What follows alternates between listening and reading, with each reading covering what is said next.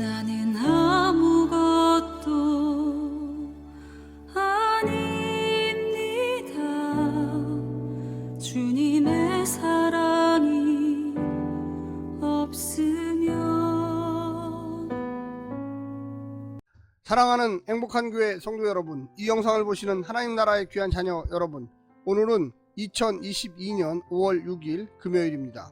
오늘 본문에서는 룻의 헤세드는 나오미의 마음을 풍성하게 하였고, 이제 나오미는 룻을 위해 움직이기로 결심합니다. 나오미는 룻에게 보아스와 결혼하면 좋겠다고 제안하며 방법을 알려주었고, 룻은 나오미의 계획을 그대로 실행합니다. 룻은 보아스에게 기업물을 자이니 자신과 결혼해 달라고 요청합니다. 보아스는 룻이 시어머니를 위해 자신과 결혼하려는 것을 알아차립니다.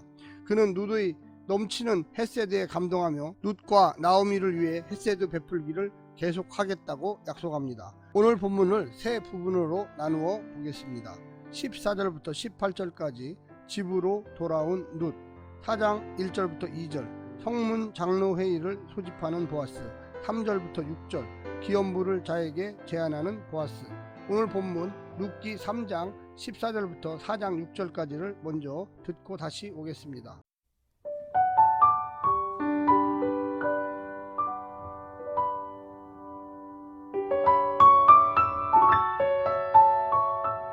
룻이 새벽까지 그의 발치에 누웠다가 사람이 서로 알아보기 어려울 때에 일어났으니 보아스가 말하기를 여인이 타작마당에 들어온 것을 사람이 알지 못하여야 할 것이라 하였음이라.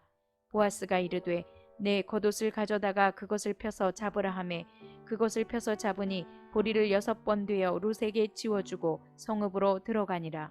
룻이 시어머니에게 가니 그가 이르되 내 딸아 어떻게 되었느냐 하니 룻이 그 사람이 자기에게 행한 것을 다 알리고 이르되 그가 내게 이 보리를 6번 되어주며 이르기를 빈손으로 내 시어머니에게 가지 말라 하더이다 하니라. 이에 시어머니가 이르되 내 딸아 이 사건이 어떻게 될지 알기까지 앉아 있으라. 그 사람이 오늘 이 일을 성취하기 전에는 쉬지 아니하리라 하니라. 룻기 4장. 보아스가 성문으로 올라가서 거기 앉아 있더니 마침 보아스가 말하던 기업물을 자가 지나가는지라.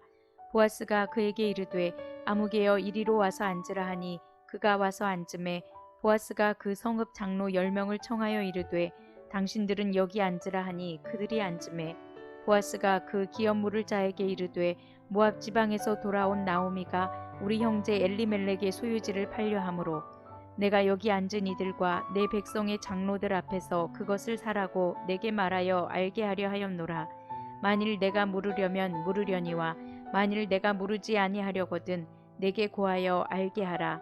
내 다음은 나요 그 외에는 물을 자가 없느니라 하니 그가 이르되 내가 물으리라 하는지라.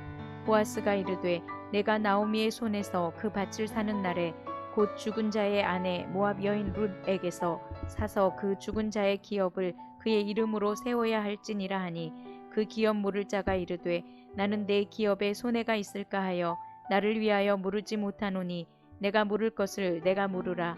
나는 물으지 못하겠노라 하는지라.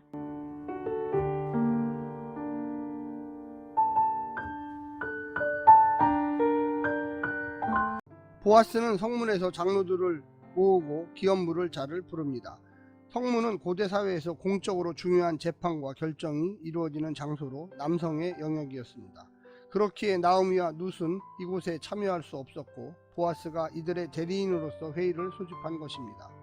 레위기 25장 25절의 규정에 따르면 그에게 가까운 기업물을 자가 와서 그의 형제가 판 것을 물을 것이요 말씀에 의하면 기업 물으는 데 순서가 있다는 암시는 없지만 친척 관계가 가까운 사람이 우선순위를 가진 것으로 보입니다. 일반적으로는 우선순위와 상관없이 힘이 있는 사람이 이 기업을 물러 친척에게 돌려주면 됩니다.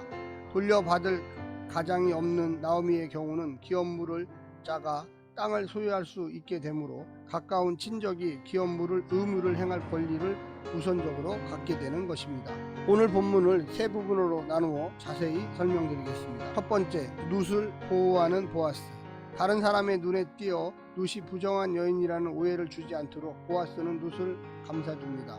본의 아니게 자신이 기업을 물으지 못할 상황까지 염두에 둔 것입니다. 기업 물을 약속을 확증해 주려는 의도였습니다.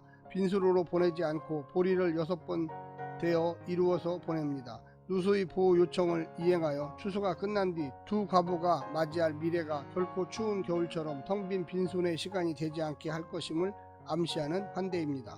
두 번째는 쉬지 않으신 하나님을 신뢰한 나오미. 어떻게 되었는지를 묻는 나오미의 말에 누순 보아스가 한 말과 한 일에 대답해 줍니다. 빈손으로 내 시어머니에게 가지 말라는 말에서 나오미는 하나님께서 텅 비게 하신 자신과 엘리멜렉 가문이 하나님에 의해 채워지고 있음을 직감합니다.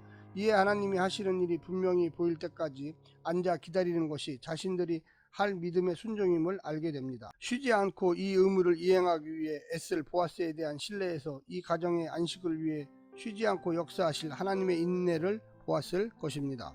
마지막 세 번째는 기업 물음을 포기한 친족. 보아스는 정식 회의를 통해 자신보다 먼저 기업 물을 권리가 있는 자에게 엘리멜렉의 기업을 물을 용의가 있는지를 타진합니다. 이 사람은 늙은 나오미만 부양하면 그녀가 죽은 후 엘리멜렉 소유의 땅을 모두 얻을 수 있다고 생각하여 수락했지만 보아스가 이방인 여인 루드의 존재를 확인시키고 자신이 죽은 남편의 기업을 그의 이름으로 세워야 한다는 사실을 알고는 재산상의 손실을 감수해야 하는 의무를 포기합니다. 오르바처럼 나오미에게 선대하는 정도는 할 수 있지만 룻과 그의 죽은 남편까지는 감당할 마음이 없었던 것입니다.